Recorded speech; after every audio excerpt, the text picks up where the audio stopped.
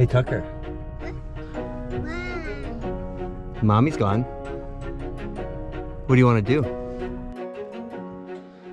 So every day I'm going to try to do the worst type of vlog possible, the daily vlog. And I'm doing this for a couple of reasons. One, because daily vlogs suck about just mundane life. Like, nobody cares what time you woke up and that you brushed your teeth and made breakfast and blah, blah, blah, blah. Not a lot of people watch these videos that I'm using simply for practice, you know, to kind of teach myself and develop a workflow pattern. So if you keep watching these, good on you, man. Appreciate it. But I'm not really counting on it, and I'm not really hoping for it. Let's see if I can even be consistent and do it for more than a day. You want to party? Yes. Hey, Uncle John. Oh, you want to go see Uncle John? Yes. Do you want to go to the gym? Yes.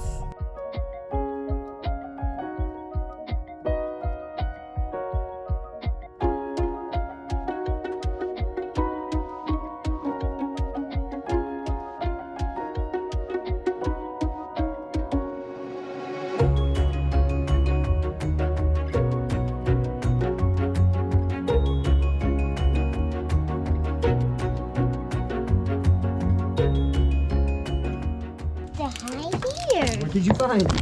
Find chocolate. You found a chocolate? Yes. And after the gym, you need protein, so Snickers satisfies. You got peanuts, so there's protein. One of the things that I'm noticing is it's getting harder to get his attention from the screens, from the TV, from his shows, or, you know, even though they're educational shows, I'm trying to enforce that attention to a person is more important than attention to a device. It seems like, you know, just the way our society is these days, a lot of people give a lot more attention to their devices, and I understand that, you know, a lot of our social lives have gone digital and, you know, doing things remotely, and devices are a big part of our life, and that's cool. I've completely accepted it, and I know that it's going to be a huge part of his life too. But I think one of the tools that's important for engaging with people socially, even digitally, is being able to connect with the person. You know, in physical engagement, obviously it's the person right there, and, you know, using social intelligence, using emotional intelligence, you know, to pick up on cues and nonverbal things that are important in our communication, that are lacking in a lot of the digital media that we use. So stressing, getting his attention from the devices is really important. And I know I use my voice, I get quite loud, to grab his attention. I'm not yelling at him, I'm just using it as a signal so that I don't physically have to, you know, turn his shoulders or direct his body toward me.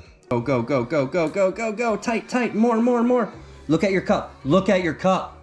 Tucker, look at your cup. Look at your cup. Turn it more. More, nope, the other way. Turn it tight. More, more. Look at your cup. Look at your cup, watch what you're doing. Okay, now, what do you say? What do you say? Thank you, Daddy. You're welcome. Can I have a kiss? I love you. I want him to disengage from a screen, you know, from verbal commands. That's the way it should be. I'm his father. I'm a person. I'm 2 feet in front of you. I am more important than what's going on your screen. And, you know, a lot of our social skills and the ways that we communicate are developed, you know, until the age of 4.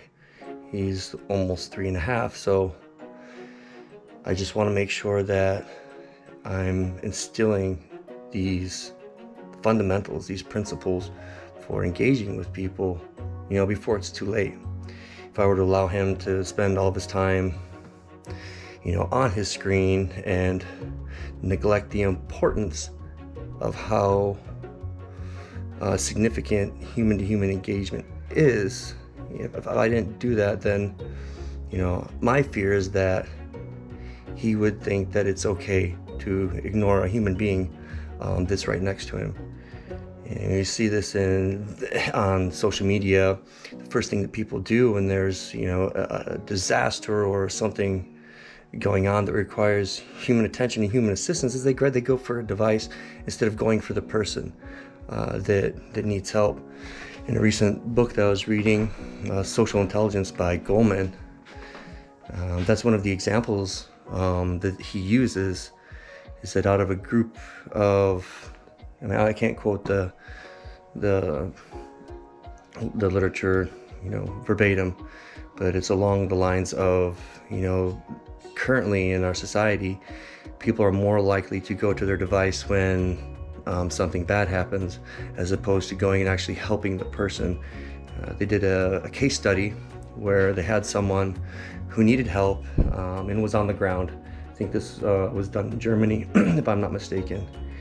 And people walked by the person who was in distress, physical distress. I remember this case specifically, if, you know, they're clutching their chest or there was some sort of injury, if I'm not mistaken.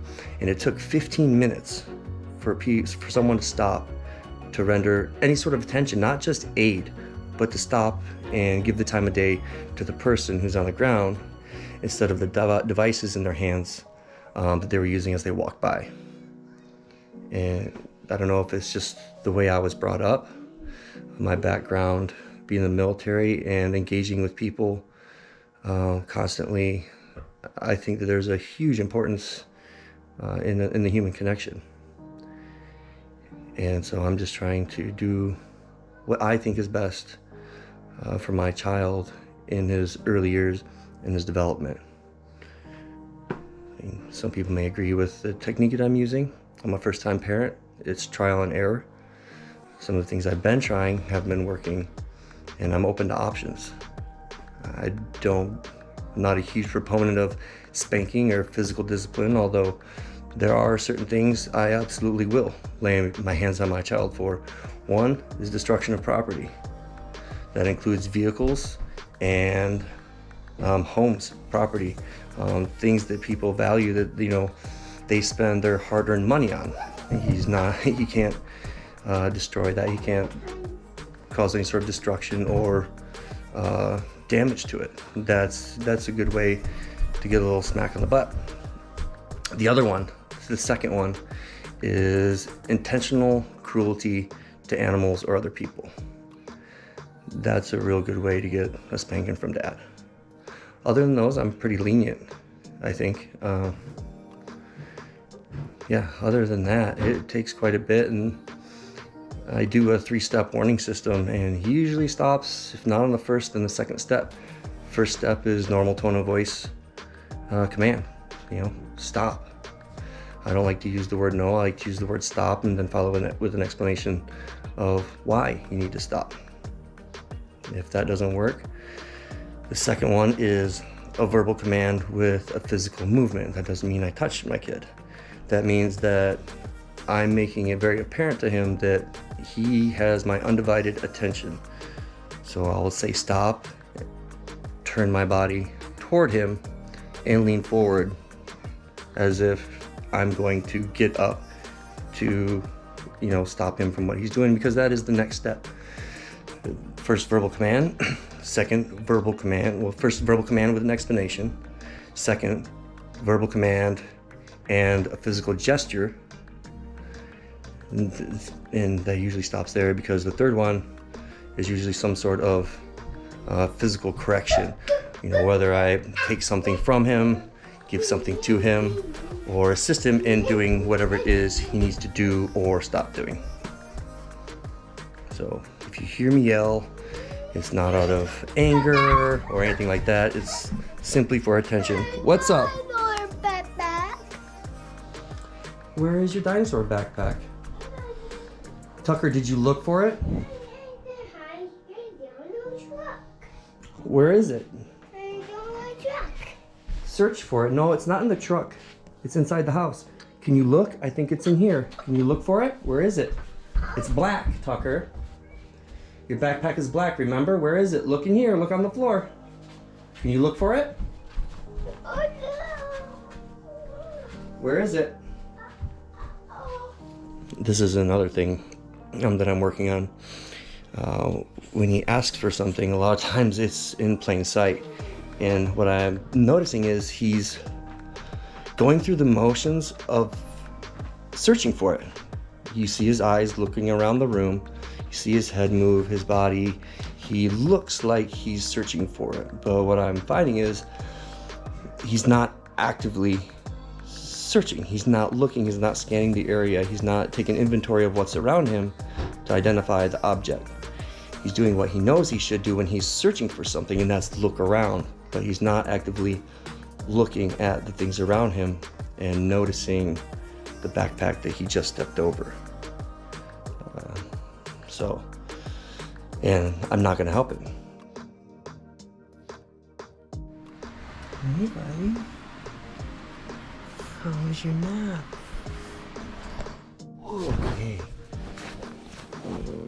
Oh, he's like a little sleeping baby. Okay. When the little baby wakes up, maybe he can help me make dinner. You want to come help Daddy cook? Yeah? Let's go see what we're cooking. You know what I just thought? I'm gonna turn this one meal, like I've already turned it into two. I'm gonna turn it into one more. I'm gonna make some extra pasta because I have Parmesan and butter in the fridge. And if you've never had butter Parmesan fried noodles, it's awesome. So there's another lunch or snack or maybe part of a dinner if we need it. Because the entire time Mom's gone, we're not going to the grocery store for anything. I mean, except for like milk or juice, but no food. We have enough food in this house to probably live for a year, and we need to cycle through it. So that's what we're doing for the next 2 weeks. I mean, fresh fruits and vegetables, and we have canned stuff, so we'll eat the canned stuff, but we'll still pick up fresh things, but no like actual like meal stuff. That's the plan.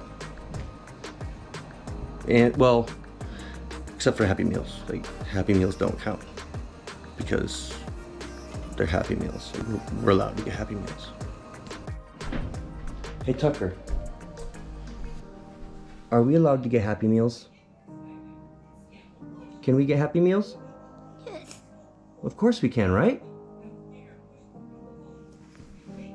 We can get Happy Meals. We can get Happy Meals. See? He said it. He's the boss. We can have Happy Meals.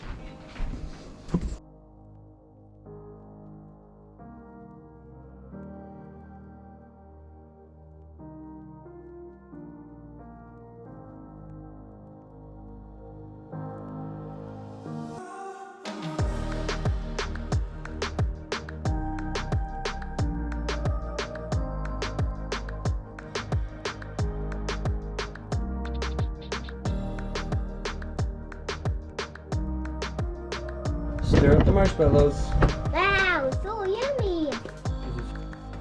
Hey, Daddy. Hey, Tucker. Wow. This is so yummy. Num num num. Can you take a It's bite? so yummy. It's so sweet. Oh, Can really? you try some?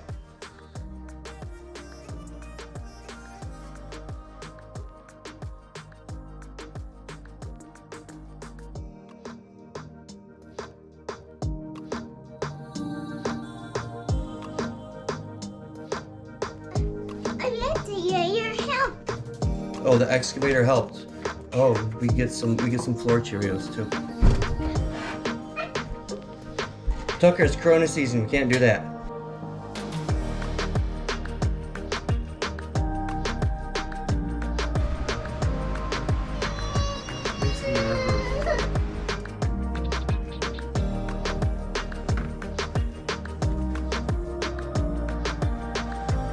Thanks, guys. You're the best.